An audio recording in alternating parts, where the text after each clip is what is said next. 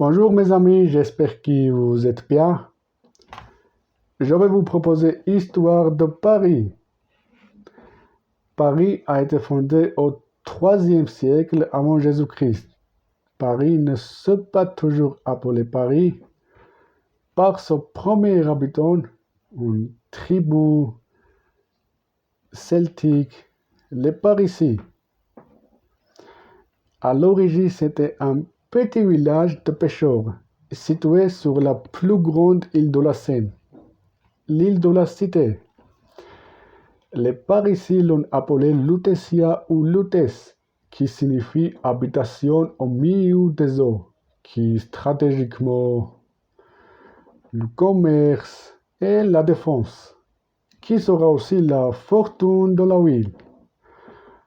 En 52 avant Jésus-Christ, après une bataille entre Gaulois et Romains, les Romains commandés par Jules César choisit un petit village appelé Lutèce pour installer un camp militaire. Au IIIe siècle de notre ère, la ville sera fortifiée et commencera à s'étendre sur la rive gauche de la Seine. C'est là qu'ont été édifiés les thermes de Cluny et les arènes de Lutèce.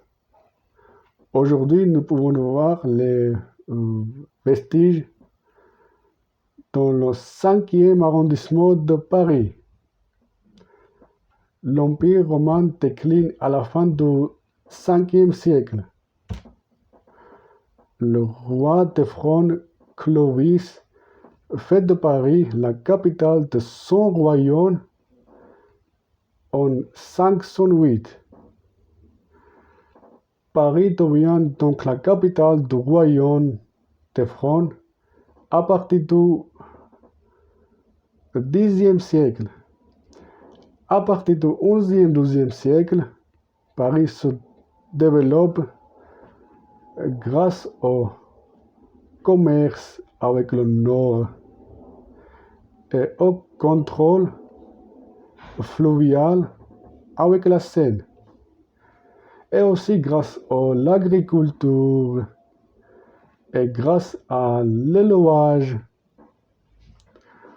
En 1137, sous le roi Capétien, Louis le Gros, va naître le marché des Halles.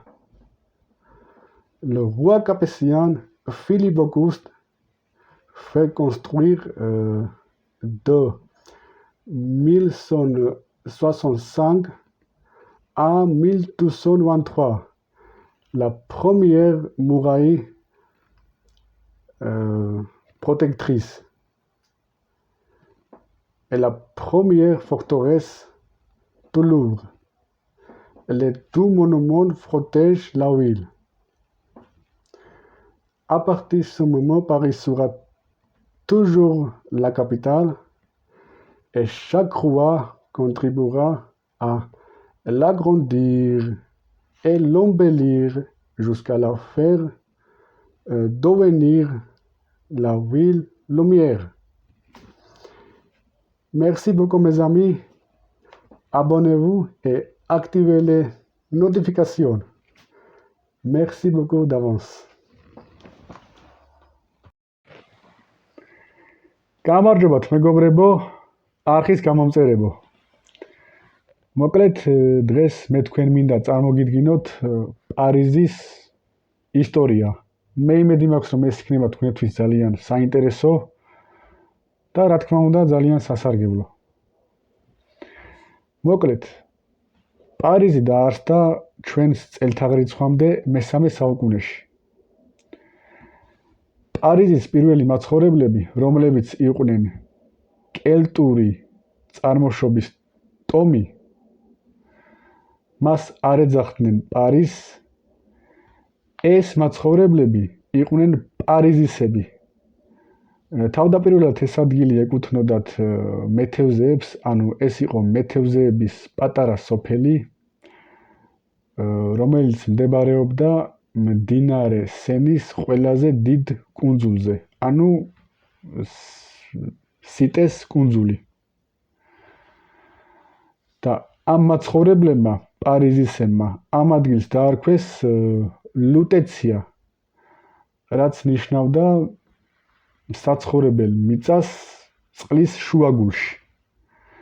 რომელიც იყო მართლაც ძალიან, ესე იგი, ყველანაირად ხელსაყრელი, მაგალითად თავდაცვის მხრივ, გამდიდრების მხრივ და ასე შემდეგ. მოკლედ ძალიან ხელსაყრელი იყო. და ჩვენს წელთაღრიცხვამდე 52 წელს იულიუს კეისრის ხელმძღვანელობით რომაელებსა და გალებს შორის დიდი ბრძოლის შემდეგ რომაელებმა გაიმარჯვეს და ლუტეციის პატარა სოფელი აირჩიეს სამხედრო ბანაკისთვის. და მესამე საუკუნეში ქალაქი იწყებს გაფართოებას მდინარე სენის მარცხენა სანაპიროზე. სწორედ აქ აღიმართა კლუნის აბანოები და